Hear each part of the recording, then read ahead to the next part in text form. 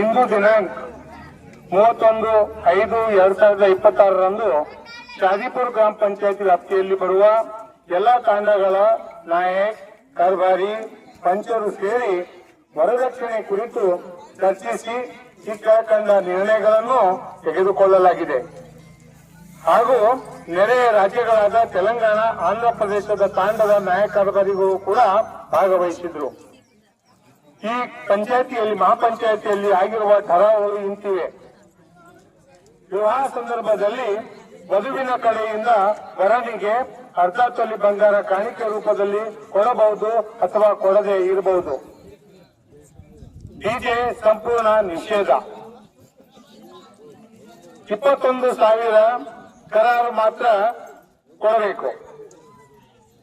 4ನೇ ಪಾಯಿಂಟ್ ಹಣದ ಹಳದಿ ಕಾರ್ಯಕ್ರಮ ಸಂಪೂರ್ಣ ನಿಷೇಧಿಸಲಾಗಿದೆ. ವಧುವಿನ ಬಟ್ಟೆ ತರಲು ನೆಂಟರು ಮಾತ್ರ ಹೋಗಬೇಕು. ಸಕ್ಕರೆ ಅಥವಾ ಗೋಲ್ಡ್ ಕಾರಣದಲ್ಲಿ 1,100 ರೂಪಾಯಿ ಮಾತ್ರ ವಧುವಿನ ಕಡೆಯವರು ಮತ್ತು ವರದ ಕಡೆಯವರು ಕೊಡಬೇಕು.